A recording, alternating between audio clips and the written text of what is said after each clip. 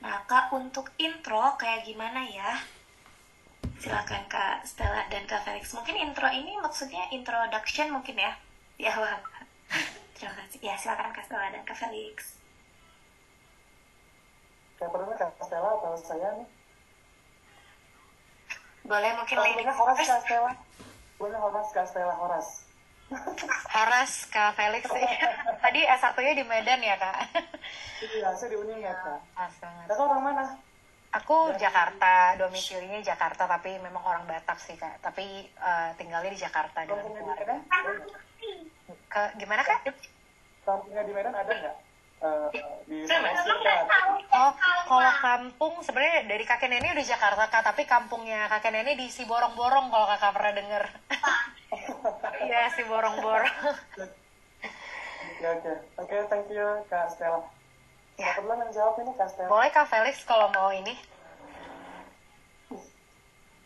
Oke, jadi based on experience kemarin, aku tuh untuk introduce pakai perkenalan nama dulu gitu, kemudian aku jelasin background pendidikan, background organisasi, kemudian juga aku jelasin aktivitas aku dengan menjelaskan Tridharma Perguruan Tinggi, teman-teman, penelitian, pendidikan, pengabdian masyarakat, aku coba jelaskan, aku turunan, dari 3 itu aku turunan, gitu kan, aku turunkan beberapa kegiatan-kegiatan aku, jadi memang itu biar kelihatan jelas, kalau aku itu dari S1, dari semester 1, 2 sampai 8 itu betul-betul aku tuh orangnya progres gitu teman-teman. Jadi mereka tuh bisa ngelihat oh ternyata Felix ini memiliki progres di setiap semesternya. Seperti itu. Jadi kalau teman-teman ingin membuat intro gitu kan boleh mengkondisikan dengan bagaimana kaliannya gitu. Boleh pakai dari Tridharma boleh atau mau langsung ke background keluarganya gitu, tapi kalau aku sedikit menjelaskan siapa keluarga, tapi itu di akhir teman-teman, aku jelaskan dulu background pendidikan, organisasi, penelitian, prestasi, publikasi, kemudian juga aku jelaskan ke orang tua saya saat ini di mana. Orang tua di awal, saya tuh anak keberapa dari berapa, itu di awal teman-teman, saya tuh anak keberapa dari berapa, kemudian saya jelaskan selama saya kuliah, saya begini gitu. Saya tuh kalau kurang lebih kemarin estimasi saya pakai timer pada saat latihan itu estimasi cuma 2 menit saya ngomong, udah kelamaan sih, tapi kalau di intro nggak apa-apa kalau aku di 2 menit. Ya kita Kak Stella silakan. Ya, tadi sebenarnya udah disampaikan oleh Kak Felix ya. Sebenarnya apa sih yang perlu disampaikan itu ya poin-poin yang jadi highlight di LPDP teman-teman ditanya. Tapi nggak usah sampai pengalaman yang membanggakan atau menyedihkan itu nggak usah. Jadi bisa cerita tentang sekarang teman-teman kesibukannya teman-teman mungkin bisa cerita background tadi diceritakan Kak Felix background keluarga anaknya berapa gitu orang tua bekerja di mana terus kita cerita sekarang kesibukannya apa pekerjaan atau misalnya baru lulus bisa cerita rencana kontribusi sedikit dan mungkin bisa diselipkan ya motivasi ikut LPDP itu apa gitu jadi bisa pembuka yang spektakuler gitu kenapa sih aku harus sekolah lagi gitu itu mungkin tambahan yang bisa disampaikan tadi kalau poin-poinnya udah disampaikan dengan lengkap oleh Kak Felix. Baik, terima kasih Kak Stella dan Kak Felix. Itu untuk jawaban untuk pertanyaan pertama, Kak Fadila. Semoga bisa menjawab ya. Nanti silakan di follow up apabila penasaran. Jadi follow up lebih lanjut ke Kak Felix dan Kak Stella. Kemudian kita beranjak ke pertanyaan yang kedua, masih dari kolom chat. Pertanyaan yang kedua dari Kamu Vidana. Kak, untuk pertanyaan psikolog, apakah harus dijawab inline dengan pilihan studi kita? Baik, ke pertanyaannya, silakan Kak Stella dan Kak Felix.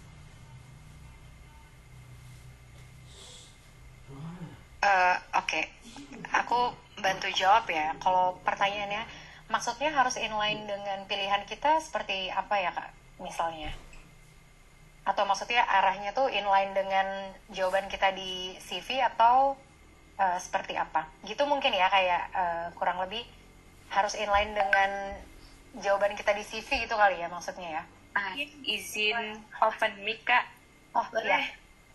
Kamu Vidana. Maksudnya itu misalnya kita mau ambil ini kan saya dari dokter spesialis Kak.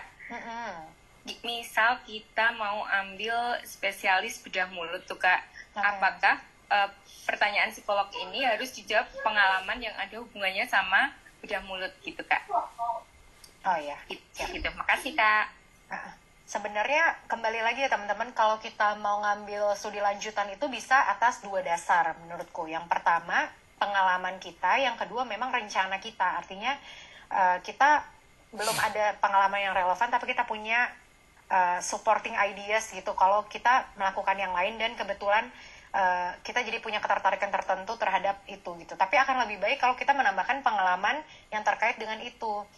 Misalnya teman-teman nggak punya pengalaman tadi kayak kakak ya, nggak punya pengalaman di bedah mulut, tapi cerita tentang data, misalnya kasus-kasus terkait dengan penyakit mulut atau lain-lain di Indonesia, itu bisa juga kak. Jadi kalau memang nggak ada pengalaman nggak usah diada-adain, karena nanti jadinya kita ngarang gitu kan. Tapi pastikan ya ada pengalaman lain yang relevan. Misal kakak-kakak cerita juga nih sama dosen, oh aku kemarin koordinasi, terus kata dosen tuh ternyata di rumah sakit ini sangat sedikit ya untuk spesialis bedah mulut dan lain sebagainya. Itu bisa juga teman-teman buat jadi alasan gitu.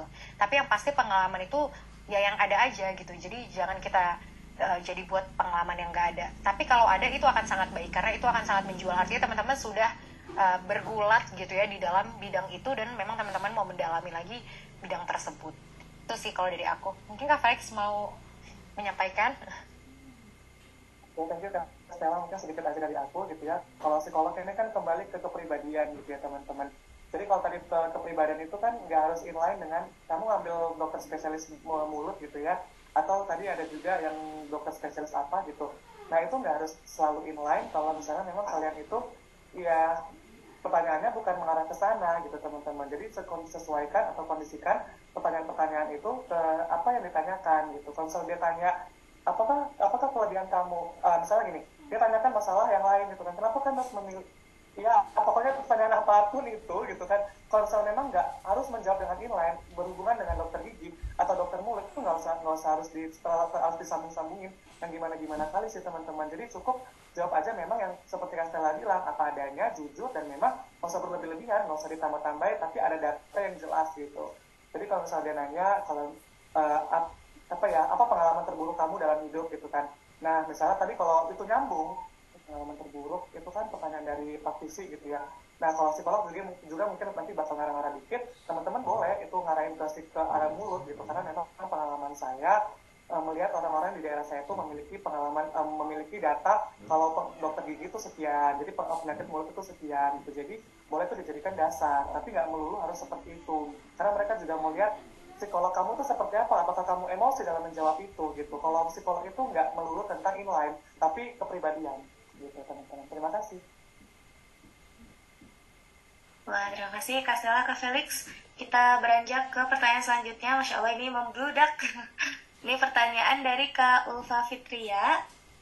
Kak, kalau di akhir wawancara dibilang, baik, ini pertanyaan terakhir, silakan meninggalkan ruangan. Itu gimana kita menyampaikan closing statement ya? Apakah boleh meminta waktu untuk menyampaikan closing statement? Terima kasih. Silakan, mungkin dari Kak Felix terlebih dahulu.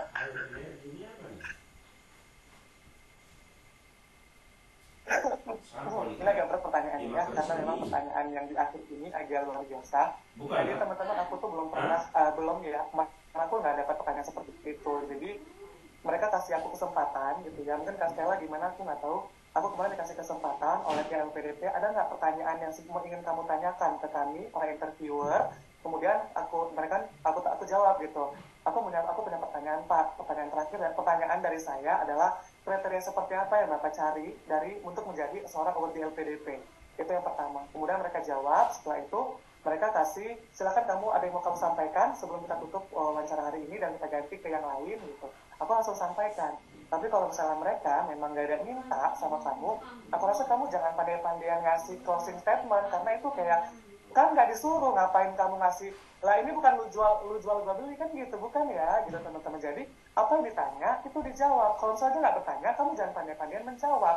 Kamu kalau misalnya dibilang oke, ini pertanyaan terakhir dari kamu begini, nah teman-teman, disitulah kesempatan kamu untuk memaksimalkan jawaban dan juga sampaikan kenapa dia harus memilih kamu gitu teman-teman. Harus dipadatkan di situ teman-teman, dan di akhir penyampaian kamu ucapkan terima kasih dari saya gitu. Jadi dipadatin di situ. Jangan kamu, Bu, saya boleh izin ngambil waktu sedikit nggak 1 menit untuk ngambil closing statement. Lah kamu siapa kan gitu. Jadi teman-teman usahakan dipadatin. Kalau tadi itu interviewer bilang seperti itu, dipadatin di jawabannya tadi. Jawab pertanyaannya dan langsung buat closing statement dan ucapkan terima kasih. Dan jangan lupa doakan interviewernya. Semoga Bapak Ibu semua dalam lindungan Tuhan, sehat selalu, dan semoga kita bisa berjumpa di keluarga besar LPDP. Seperti itu. Biar mereka, wah ini nungguin aku nih gitu. Ya gitu teman-teman. Kak Stella gimana? Katanya, Keren banget ya Kak Felix. Memang luar biasa, nggak salah nih LPDP milih Kak Felix. Nggak salah juga followersnya ada banyak ya Kak. Ini ya, sih. Kak Stella lebih Tadi udah disampaikan Kak Felix ya, betul teman-teman. Jadi yang mau aku take note, setiap pertanyaan dari awal sampai akhir, pastikan teman-teman jawabnya dengan maksimal. Karena kita nggak setiap orang tuh punya privilege untuk diberikan kesempatan menyampaikan closing statement, itu yang penting. Jadi setiap pertanyaan dijawab dengan baik. Mungkin bagi pewawancara, oh udah cukup, aku nggak perlu minta closing statement gitu. Atau dia pengen denger lagi closing statementnya. Jadi pastikan jangan sampai karena tadi aku bilang intro sama closing statement itu perlu, oh aku maksimalin di intro sama closing statement aja gitu. Jangan, jadi setiap pertanyaan itu berharga, setiap pertanyaan itu punya nilai. Jadi pastikan teman-teman jawabnya konsisten, berikan yang terbaik. Dan kalau aku pengalaman aku nggak diminta closing statement dan aku nggak menyampaikan. Jadi mereka malah ngomong kayak gini, kamu jangan sampaikan closing statement tentang diri kamu, tapi pesan buat kita kata dia gitu. Terus kayak, tapi aku nggak mau lagi berbicara tentang kamu dan seleksi kamu. Terus aku bilang ke mereka gini, sebagai pembuat kebijakan aku butuh support dari masyarakat, dan aku berharap Bapak Ibu di sini sebagai masyarakat Indonesia nggak pernah lelah untuk mensupport kami pemerintah untuk memberikan yang terbaik buat masyarakat Indonesia. Itu aku bilang kayak gitu, dan udah habis itu mereka tepuk tangan, udah selesai interview. Jadi teman-teman kalau misalnya, jadi tadi be responsif ya, apa yang diminta itu yang kita kasih. Kalau mereka nggak minta nggak usah kita kasih, berarti kan sudah cukup. Tenang aja, apapun yang disampaikan teman-teman itu udah punya catatan tersendiri kok buat mereka. Itu mungkin yang bisa aku tambahkan. Makasih Kak Felix. Baik, terima kasih. Selanjutnya mungkin kita pindah ke yang sudah raise hand. Di sini yang pertama ada Kak Hendy Fareza. Silakan Kak Hendy Fareza, boleh open mic dan langsung menanyakan pertanyaannya. Baik, bismillah. Kira-kira suara saya kedengeran nggak, Kak? Terdengar Kak, ada. Baik, terima kasih kepada Kakak Rosi. Saya di sini akan ingin bertanya kepada Kak Felix dan Kak Stella. Bukan masalah mengenai wawancara nih, Kak. Sekarang kan aku lagi semester 5, dan itu tuh dari sekarang lagi mikirin nih gimana nih persiapan buat LPDP tahun-tahun besok setelah tamat. Bisa nggak sih aku tuh setelah tamat ini bisa langsung dapat LPDP? Tapi dalam hati bilang gini nih Kak, kata teman-teman LPDP itu butuh banyak biaya loh, butuh persiapan yang besar gitu. Benar nggak Kak statementnya kayak gini gitu? Apakah benar LPDP itu butuh biaya yang besar, bukan hanya persiapan seperti translate ijazah, butuh IELTS, TOEFL gitu. Jadi buat kami yang mahasiswa akan menghadapi LPDP tahun depan, gimana nih Kak, solusi dari Kakak gitu, solusi terbaik buat kami yang kadang-kadang patah nih Kak. Mending cari beasiswa lain deh, kayak yang beasiswa Turki, beasiswa Australia, banyak kan beasiswa scholarship gitu. Jadi kadang kayak memandang LPDP ini kayak susah banget gitu Kak, untuk nyampainya susah, butuh persiapan yang besar gitu, butuh biaya yang besar juga gitu. Bahkan ada yang bilang bisa ratusan gitu Kak untuk persiapan LPDP. Benar nggak Kak statementnya kayak gini gitu? Kan Kakak udah bergelut di LPDP gitu. Jadi bagaimana nih tanggapan Kakak mengenai hal-hal yang seperti ini? Sekian Kak. Baik, Kak Hendy Fareza, silakan mungkin. Kak Felix sudah on mic nih, sudah siap. Ya, saya agak greget ya dengan pertanyaannya tadi gitu. Karena itu juga ada beberapa teman-teman yang mempertanyakan seperti itu. Dan juga, ya itu juga memang saya rasakan dulu gitu kan. Apakah memang LPDP itu butuh banyak modal atau gimana? Tapi saya sebelum menjawab itu, saya ingin kasih saran ke siapa tadi? Hendy ya? Siapa tadi yang bertanya Kak? Kak Hendy. Ya, sebenarnya sih bukan. Siapa? Kak Hendy Fareza. Oh ya, Kak Hendy Fareza. Jadi gini Kak Hendy Fareza, LPDP itu butuh orang-orang yang ya punya jiwa kepemimpinan, kemudian juga problem solving gitu kan. Jadi diusahakan dari sekarang itu yang perlu Kak Hendy persiapkan adalah pengalaman organisasi, kemudian juga beberapa prestasi, publikasi, kemudian juga seminar, kemudian juga aktif dalam beberapa kegiatan, punya kegiatan lingkungan dan lain sebagainya. Maksudnya punya punya peran aktif di masyarakat gitu, begitu Kak Hendy, selama masih ada waktu untuk dilakukan gitu. Itu yang pertama. Kemudian dari kedua adalah hal yang bisa saat ini Kak Hendy lakukan adalah tidak menutup kemungkinan Kak Hendy, karena saya juga kemarin gitu, alhamdulillah one shot saya sebagai LPDP langsung lulus gitu kan, karena kami sudah memiliki komitmen dari semester 1 teman-teman. Ya, kami sudah punya komitmen dengan 5 orang teman kami gitu kan untuk melanjutkan studi S2 dengan menggunakan LPDP. Jadi apa langkah kami adalah kami menyiapkan esai. Kami sudah menyiapkan esai dari jauh-jauh hari dengan kami itu jumpai guru bahasa Indonesia, dosen bahasa Indonesia, Ibu tolong proofreading untuk esai kami bagaimana. Kami jumpain guru dosen tata bahasa, kami jumpain dosen segala jenis dosen, kami jumpain semua dengan tujuan kami itu bisa mendapatkan esai yang bagus dan juga yang sesuai dengan dengan tuntutan zaman dan juga apa yang diminta oleh LPDP gitu. Kalau misalnya itu nggak sesuai dengan tuntutan zaman, udah basi, masalah yang mau dipecahkan, ya ngapain kami sekolahin kamu kan gitu. Nah jadi saya seperti itu teman. Jadi untuk HND saya persiapannya sudah dari jauh-jauh hari gitu kan. Memang menjadi scholarship hunter itu bukan sehari 2 hari HND. Ada beberapa yang sudah coba LPDP sampai 7 kali, kemudian ujung-ujungnya nyerah coba PNS, lulus PNS gitu ya. Jadi menjadi scholarship hunter itu bukan hal yang mudah dan juga bukan hal yang tanpa modal. Kita mau mendapatkan beasiswa yang ada duitnya, kita juga harus bermodal KND gitu ya. Karena untuk TOEFL gitu ya, kalau saya kan dalam negeri, kalau Castella mungkin luar negeri harus pakai IELTS ya, dan itu jauh lebih modalnya lebih gede gitu ya. Kalau saya itu kan di dalam negeri menggunakan TOEFL itu kemudian estimasi biayanya 550.000. Itu kalau teman-teman bisa 1 kali coba, alhamdulillah gitu. Tapi kalau teman-teman ya kayak qadarullah harus 2-3 kali coba baru tembus minimal 500 gitu kan. Kalau untuk yang reguler gitu kan, itu ya nggak kemana, kalian bisa hitungkan sendiri aja gitu kan, kalkulasikan 1 kali tes 500, 3 kali tes berarti 1.500.000 gitu. Nah teman-teman gitu kan, ya namanya juga kita mau ikut beasiswa, jadi kita harus ada berkorban. Itu yang pertama dari TOEFL, kemudian juga dari print ini, kemudian dari scan ini, scan itu hal yang biasa sih kalau aku rasa gitu ya. Jadi memang kita sudah harus punya modal dari sekarang gitu untuk ikut beasiswa. Jadi aku rasa dan untuk HND sudah tepat langkahnya pada saat ini mengikuti seminar-seminar seperti ini. If you fail to play, so you plan to fail. Jika kamu gagal dalam merencanakan, berarti kamu merencanakan sebuah kegagalan. Jadi dari sekarang kapan HND sudah bisa merencanakan langkah apa, esai seperti apa, TOEFL seperti apa, kampus kemana yang mau HND tuju.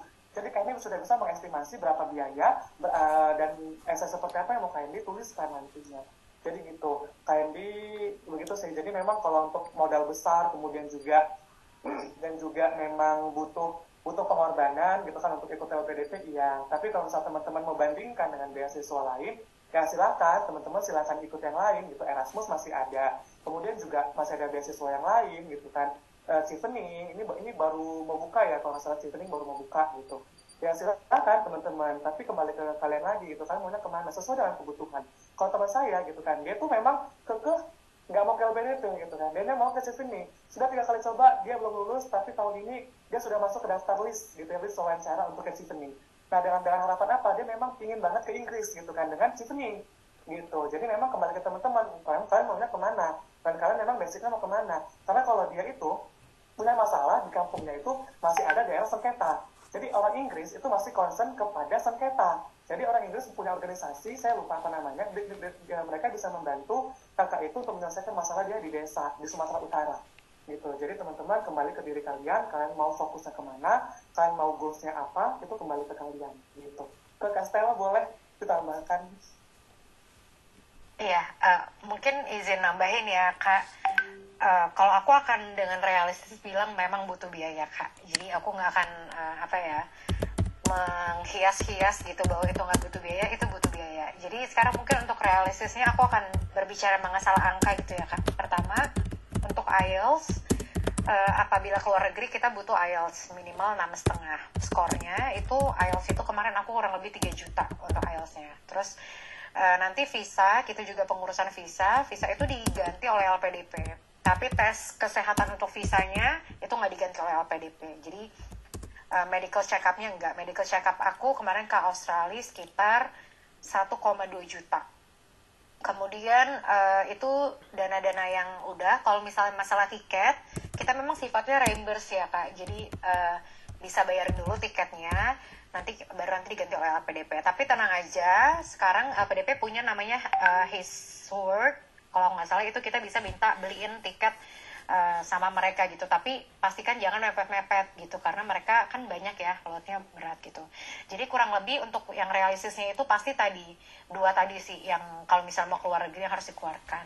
Nah menurut aku nggak akan mengecilkan dengan bilang itu besar atau kecil ya kakak-kakak, karena itu akan kembali lagi ke kemampuan pribadi. Tapi aku percaya kalau kita mau ngambil sesuatu, kita udah tahu nih, oh segini gitu. Jadi kita bisa persiapan. Kalau kakak sekarang masih kuliah, ya mungkin kakak bisa nabung di dalam masa-masa kuliah. Kalau memang kakak mau ambil LPDP. Kalau kakak rasa, oh berat banget, itu totally okay. Kakak ambil beasiswa lain yang kira-kira bisa support untuk itu. Tapi untuk LPDP memang kita sudah dari awal diminta sertifikat IELTS. Dan itu kalau dapat di first shot ya. Kadang LPDP belum tentu IELTS kita juga langsung dapat misalnya yang skor dipersyaratkan. Nah itulah pentingnya ada persiapan yang lebih matang. Jadi kalau kita persiapan lebih matang, uang yang kita keluarkan jadi lebih sedikit gitu kan kakak-kakak. Masih ada waktu. Terus tadi kakak bilang lagi semester 5 gitu. Nanti kalau udah lulus bingung gitu ya. Temen aku itu dia fresh graduate dan dia dapat di luar negeri, di Melbourne juga kebetulan. Jadi itu bisa banget kok kak. Jadi kakak bisa dari sekarang mempersiapkan diri, siapkan aja argumen, supporting argumen yang sesuai, dan good luck. Kalau kakak sekarang merasa itu berat, nggak apa-apa, bisa coba cari opsi yang lain, atau aku tetap harus LPDP gimana pun caranya. Kita bisa nabung, atau misalnya kita minta sponsor gitu ya. Ada juga beberapa teman-teman yang mereka minta dukungan dari pemerintah daerahnya kak. Jadi minta bantuan untuk dana itu sebenarnya peluang itu terbuka lebar kok kakak-kakak. Tinggal kita do research aja dimanapun yang kira-kira bisa support kita. Mungkin itu tambah dari aku kak. Makasih. Terima kasih Kak Stella, Kak Felix, dan semangat untuk Kak Hendy Fareza dan kita semua mempersiapkan tidak hanya persiapan tes substansinya misalkan, tetapi dari segi finansial juga ternyata ada yang harus disiapkan. Nah, izin lanjut ke penanya berikutnya, yaitu Kak Istiqomah Murianingsih. Silahkan Kak, boleh langsung open mic saja. Baik Kak, permisi buat suara saya apakah sudah masuk ya? Sudah masuk. Oke, makasih Kak. Sebelumnya bismillahirrahmanirrahim. Assalamualaikum warahmatullahi wabarakatuh. Assalamualaikum warahmatullahi wabarakatuh. Iya, mohon izin ya Kak, pembicara sama Kak moderator tidak bisa on cam gitu karena baru ada kendala. Nah, untuk pertanyaannya sebelumnya saya ucapkan terima kasih Kak moderator atas waktunya yang telah diberikan kepada saya. Untuk pembicara Kak Stella sama Kak Felix ya, makasih banyak Kak untuk ilmunya.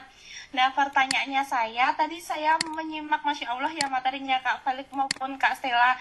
Di materi Kak Stella tadi ada slide yang membahas tentang mengapa harus memilih saya. Nah, tadi kan sudah kakak paparkan juga ya, sebaiknya tuh baik di ISE ataupun di seleksi substansi wawancara ini tuh kita memancarkan karakteristik positifnya kita, karena belum tentu juga Bapak Ibu pewawancara tuh mengenal kita secara keseluruhan ya Kak. Nah, tetapi di ISE kan juga biasanya ditampilkan SWOT-nya kita. Nah, pertanyaannya saya, gimana sih Kak cara menjawab mengapa harus memilih saya dalam suatu beasiswa gitu, berdasarkan pengalaman Kak Stella sama Kak Felix. Seperti itu Kak, karena saya agak masih bingung kalau menjawab itu. Terima kasih Kak. Baik, silakan mungkin Kak Stella terlebih dahulu. Iya, tadi sebenarnya kalau pertanyaan ini akan kembali ke diri masing-masing ya. Kalau aku itu sangat subjektif dengan aku cerita tentang, karena ada pengalaman yang kurang membahagiakan untuk aku dan bagaimana coping mechanism aku melalui itu gitu. Jadi kenapa memilih aku, karena kalian bisa pastikan kepercayaan yang kalian kasih itu akan bisa terproses dengan baik melalui aku, karena I have a good coping mechanism misalnya gitu. Dan yang lebih penting adalah itu bisa dari banyak faktor. Salah satu yang aku tonjolkan gitu ya, ini berdasarkan pengalaman pribadi, adalah peran strategis aku. Kebetulan sekarang aku bekerja di pemerintahan. Aku ceritakan mereka bahwa sebenarnya kita sebagai warga negara, bahkan kita individu tuh bisa membawa impact yang bagus buat negara. Banyak yang bisa kita lakukan. Tapi once kita di dalam sistem, kita punya akses yang lebih besar untuk itu gitu. Jadi aku cerita, aku bukan hanya sekedar, itu poin pertama, aku masuk ke dalam sistem, aku punya akses yang besar. Poin kedua, aku bukan cuma masuk ke dalam sistem gitu, tapi aku juga, bahkan aku sebagai regulation makernya, jadi aku punya andil itu di dalam tangan aku. Jadi itu dalam kasus aku cerita posisi aku saat ini, sifat aku, latar belakang aku yang bisa mensupport aku untuk dipilih gitu. Karena mereka kan nanya PNS banyak, semuanya masuk sistem PNS, tapi kenapa harus kamu? Itu pertanyaan selanjutnya. Nah, aku jawab, karena aku regulation maker. Ditanya lagi, regulation maker banyak, kenapa harus kamu? Misalnya gitu kan. Terus aku cerita bahwa aku kebetulan sekarang bekerja di DJPK yang desentralisasi fiskal transfer ke daerah gitu. Jadi kita tuh membangun daerah tuh nggak cuma dari pusat, tapi dari daerah seluruhnya. Jadi memang ini juga yang jadi concern aku dalam studi, karena aku perlu belajar lebih lanjut mengenai bagaimana membangun keseimbangan antara daerah-daerah di Indonesia itu gitu. Jadi itu yang aku tonjolkan. Aku bilang, terus aku cerita juga di DJPK memang beberapa juga sudah ambil public policy, tapi apa yang berbeda dan kenapa aku harus ambil ini, karena ada yang ditawarkan berbeda di University of Melbourne. Itu jadi kayak jawaban yang aku coba jawab sendiri. Kalau aku ditanya, aku bikin follow up question lagi. Loh, kalau ini kenapa aku? PNS banyak, kenapa aku? Orang yang tahan banting banyak, mungkin pengalaman hidupnya lebih berat dari aku dan bisa bertahan, kenapa harus aku? Kenapa harus aku? Kenapa harus aku? Gitu sih Kak. Jadi kalau misalnya kakak cerita, nah itu kalau bisa, itu cerita yang pertama dari sifat pribadi kita, yang kedua posisi kita saat ini, dan ketiga kontribusi apa yang mau kita berikan. Itu menurut aku kalau kita bisa mengemasnya dengan baik, itu sudah sangat cukup untuk kita meyakinkan mereka, karena itu kan poin penting dari esai kita ya, meyakinkan mereka kenapa harus memilih kita, dan pastikan itu spesifik dan sangat personal ya, jangan jawaban yang kalau kata orang tuh bahasa langit gitu, kayak ya itu mah pasti udah disampaikan semua orang gitu. Pastikan ada hal-hal unik yang mungkin pengalaman kayak aku pernah memegang kepercayaan, misal gitu, aku cerita aku pernah memegang kepercayaan sebagai pegawai terbaik di DJPK di Kementerian Keuangan tahun 2022. Maksudnya itu bukan masalah menyombongkan diri, aku bilang tentunya bukan karena aku sendiri gitu, tapi itu juga bukan sesuatu yang mudah aku dapat. Itu adalah kombinasi dari konsistensi, usaha, dan juga support dari sekeliling aku. Dan itulah pentingnya kita menjadi orang yang berilmu, supaya kita bisa menimbulkan vibrance buat surrounding environment. Jadi bukan kita doang yang pintar, tapi orang-orang sekitar kita juga bisa jadi pintar. Karena itulah pentingnya lingkungan yang suportif untuk menunjang pekerjaan dan rencana studi kita nanti. Mungkin itu yang mau aku sampaikan Kak. Felix, ada yang mau ditambahkan Kak, atau mau disampaikan? Oke, thank you Kak Stella. Jadi kalau aku seirama apa yang disampaikan oleh Kak Stella tadi gitu ya, terkait dengan kontribusi. Jadi kata kunci dari aku adalah sampaikan urgensi kamu dikuliahkan oleh LPDP gitu. Jadi memang kamu itu harus menunjukkan kalau kamu itu betul-betul penting dikuliahkan. Misalnya nih kalau kayak saya gitu kan, geografi, kenapa sih kan kalau penting banget dan dikuliahkan di geografi gitu kan? Karena masalah karena geografi itu orang nggak suka geografi teman-teman. Mungkin aku tanya kalian semua, dari 136 orang di sini nggak ada yang suka geografi kan?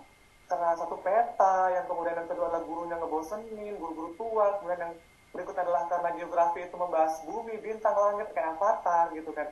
Mungkin kalian semua pada nggak suka belajar geografi. Nah, masuklah saya di sini dengan harapan bahwasannya saya bisa mengubah paradigma berpikir orang kalau geografi itu asik gitu.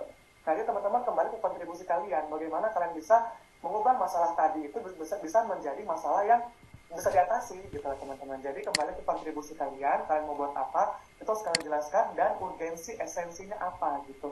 Jangan sempat masalah apa, masalahnya nggak terlalu penting loh gitu, itu udah masalah tahun lalu gitu kan.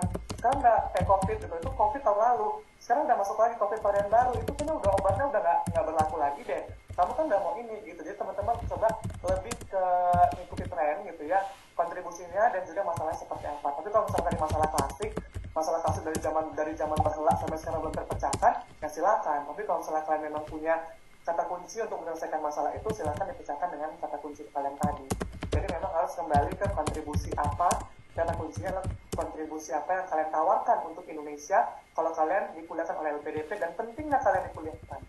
Jadi uang LPDP itu nggak sia-sia, karena masih banyak lagi ribuan orang yang mau dikuliahkan oleh LPDP yang pastinya lebih berdampak daripada kita yang kalau memang nggak punya apapun untuk dipersiapkan ketika tamat kontribusi 2N+1. Itu teman-teman. Ya gitu aja, kembali ke Kak Rosi. Terima kasih Kak Stella, Kak Felix. Dulu ya tentu saja LPDP mencari yang bisa membalas begitu ya telah di gitu. Nah, Terima lanjut kasih ke banyak Kak Felix dan Kak Stella. Makasih banyak Kak Rosi. sama Kak, semoga membantu jawabannya. Selanjutnya kepada Kak Abdul Hadi, silakan boleh langsung menanyakan pertanyaannya. Siap. Apakah suara saya sudah terdengar, Kak? Terdengar tapi agak kecil ya sepertinya. Halo, tes. Boleh. Mas Abdul. Sudah. Gini, yang saya mau tanyakan ke Mas Felix, tadi kan sudah ditampilin nih mengenai konsep STAR ya. Nah, yang saya mau tanyakan, yang pertama itu dalam kondisi apa kita itu menjawab dengan metode itu. Itu kan ada, yang saya tahu kan ada konsep STAR sama konsep SMART ya kalau nggak salah. Nah itu gimana cara jawab dalam kondisi apa gitu. Terus yang kedua, saya mau tanyakan ke Mbak Stella, Mbak Stella. Nah, kalau misalkan di CV kita itu kan sudah ada, sudah tercantum kelebihan dan kekurangan. Kalau misalkan nanti interviewer itu tanya mengenai kelebihan kekurangan, apakah kita, dengan konsep pertanyaan yang berbeda, apakah kita itu tetap memunculkan menjawab yang sudah kita buat di esai, atau kita membuat jawaban lain gitu di luar esai. Terus yang terakhir nih, apakah Mbak Stella sama Mas Felix nih buka mock up nih, karena kebetulan kalau misalkan Mas Felix itu nyambung gitu sama kontribusi saya. Kebetulan saya tuh mau buat ini Mas, aktivis lingkungan terkait dengan ini kantong plastik yang berbayar itu. Jadi kayaknya nyambung nih kalau misalkan kita mock up itu. Apakah bersedia? Itu sih, makasih. Baik, silakan Kak Felix dan Kak Stella. Ya, baik, terima kasih untuk Kak Abdul pertanyaannya. Mungkin saya singkat saja gitu karena mengingat waktu dan bisa benar lagi pertanyaan berikutnya. Jadi memang di sini Kak Abdul, saya jawab pertanyaan kedua dulu ya. Jadi saya boleh, kalau teman saya sangat membuka diri untuk teman-teman kalau mau mock up, karena saya juga beberapa hari lalu ada memberikan mock up kepada 3 orang untuk dokter spesialis, kemudian juga yang mau ke UPI gitu teman-teman. Kemudian pertanyaan tadi terkait dengan SMART, STAR, dan lain sebagainya, itu bisa mengondisikan teman-teman, itu kondisional. Misalnya kalau tadi mereka tanyakan gitu kan, bagaimana dengan kondisi orang tua, apakah mereka menyetujui kamu untuk berangkat ke UPI Bandung misalnya gitu kan, nah itu kamu bisa jawab aja setuju Pak atau tidak setuju, ada seperti itu. Tapi kalau tadi mereka menanyakan bagaimana kontribusi kamu untuk Indonesia, apakah memang pendidikan geografi itu penting kita lanjutkan atau kita hapuskan aja pendidikan geografi itu, nggak penting kali geografi itu. Nah di situ kamu baru jelaskan, nah Bapak pada tahun 2019 geografi itu sangat penting begini, maka kamu jelasin dengan metode STAR. Karena memang ketika mereka tuh menyampaikan hal-hal yang membutuhkan untuk jawaban panjang, silahkan pakai STAR. Nanti kalau misalnya mempertanyakan hal-hal dengan jawaban pendek saja ya, pakai jawaban biasa aja ya atau tidak, bisa atau tidak, setuju apa enggak, gitu aja. Tapi teman-teman setelah menjawab setuju atau tidaknya, berikan beberapa statement gitu ya, statement pendukung yang ketika nanti dipotong ya silahkan terpotong gitu ya. Mungkin kalian sudah menjawab pertanyaan intinya di awal gitu. Itu sih kalau dari aku. Jadi usahakan mengondisikan aja gitu kan, kira-kira mana jawaban yang harus dijawab dengan metode STAR atau SMART, mana jawaban yang memang harus membutuhkan jawaban ya atau tidak saja, dengan diiringi dengan argumen yang singkat. Terima kasih. Kembali ke Kak Stella. Ya. Iya, baik. Langsung aku jawab ya. Tadi kalau ditanya, tadi poinnya adalah jawab yang ditanyakan gitu. Yang pasti harus sesuai CV.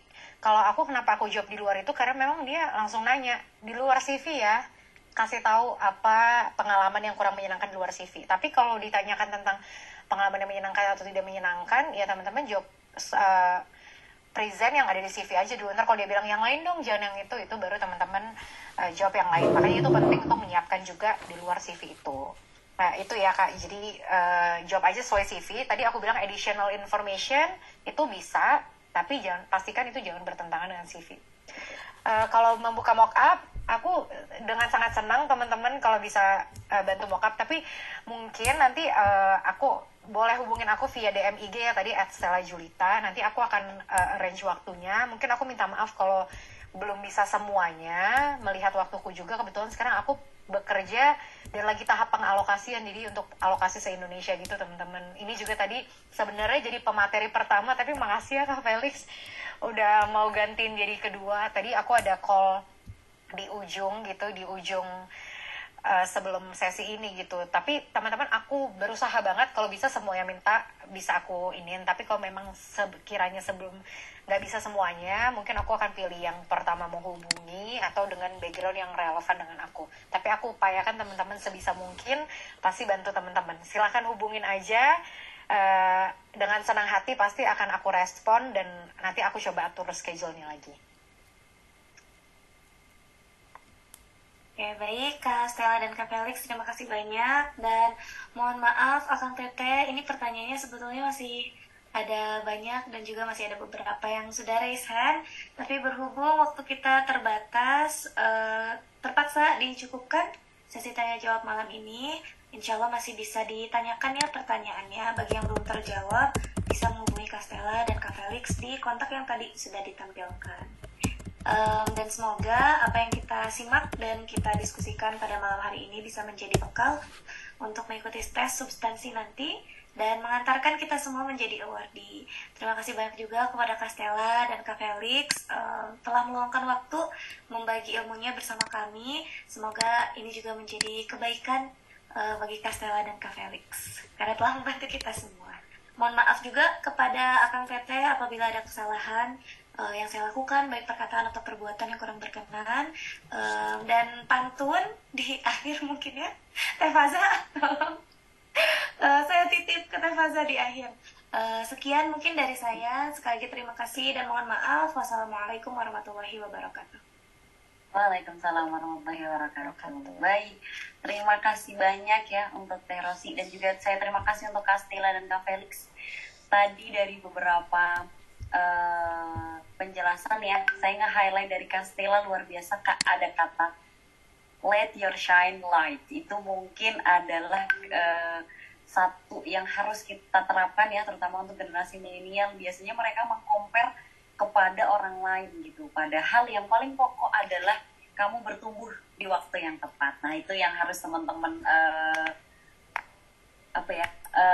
pejamkan atau teman-teman harusnya tahu gitu. Jangan don't compare with others gitu. Dan Kak Felix tadi luar biasa, bener kata Tenosi kayak komedi ya. Kadang kita terlalu gugup jadi nggak fokus, bajunya nggak bagian dasinya atau apanya nggak rapi. Nah itu ternyata juga sangat penting karena dalam sesi interview kemarin ada yang tanya juga sebenarnya Kak dari mock up pengalaman Kak bahwa Kak kan kita tuh online ya, nggak harus tampak semua muka, kita bawahnya pakai ibarat pakai baju tidur, atasnya pakai apa kan harusnya nggak apa-apa, yang penting kelihatan jilbab. Nah itu tolong untuk teman-teman yang biasanya seperti itu, ini adalah momen penting, mungkin tidak terulang berkali-kali ya, bisa jadi 1 atau 2 kali seumur hidup, jadi persiapkan secara maksimal.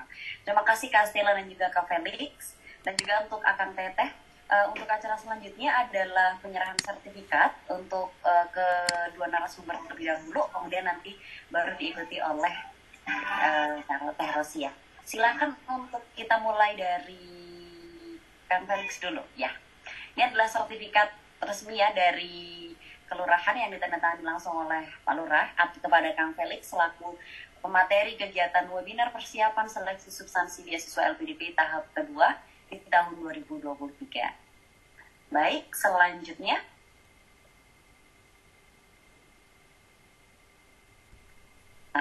sambil kita menunggu untuk sertifikat selanjutnya kepada Kak Stella ya. Kak Stella berarti udah intake belum nih Kak Stella? Udah masuk belum? Nanti di Februari 2024 Kak intake. Di Februari ya. Semoga banyak dari Akang Teteh yang malam ini join, ada yang nyusul Kak Stella nih ke Australia, jadi enak banget bisa nonton macam-macam ya. Oke, ini untuk Kak Stella ya. Sertifikat dari Kelurahan LPDP 9.0 diberikan kepada Kak Stella Julita sebagai pemateri dalam kegiatan webinar persiapan seleksi substansi beasiswa LPDP tahap kedua tahun 2023. Oke. Terima kasih Sama-sama kakak-kakak. Kak. Oh ya, sebelumnya mungkin teman-teman kita ada sesi foto dulu sebelum Kak Stella dan Kak Felix meninggalkan ruangan dulu. Silakan teman-teman untuk open mic, senyum selebar-lebarnya ya. Nggak apa-apa, belum Kak, aku belum wawancara nih, belum dapet jadwal. Nggak apa-apa, karena malam ini kita udah belajar banyak. At least hari ini adalah sambutan awal yang baik untuk teman-teman. Ya, silahkan teman-teman untuk open kameranya dulu nih. Oke. Sudah, aku telat masuk, semoga bisa share link ya, nanti kita akan share linknya. Baik, dari operator sudah siap untuk fotonya? Nah, Dita udah siap? Oke, ready lah. Oke, hitungan ketiga silahkan kita senyum sesuai ininya ya. 3, 2, 1. Oke, satu lagi mungkin ya. Silakan gaya bebas. Apa iya, love boleh. Silakan gaya bebas ya Kang Teteh ya. 3, 2, 1. Baik, terima kasih banyak. Aduh tadi terima kasih untuk Teh Stella dan juga Felix, bila ada acara bisa untuk meninggalkan Zoom-nya. Baik, untuk Kakang dan Teteh, saya menambahkan beberapa informasi. Barangkali nanti akan Teteh skip ya. Silakan untuk mengisi presensi yang ada di kolom chat box supaya nanti dapat sertifikat juga teman-teman. Kemudian nanti Kak Stella sama Kang Felix saya minta PowerPoint-nya ya supaya bisa di-share kepada teman-teman. Barangkali banyak teman-teman yang juga tertarik untuk membaca ulang gitu. Oke teman-teman, terima kasih banyak sebelumnya, dan juga malam ini, aduh ditutup dengan pantun kali ya, apa nih pantunnya ya?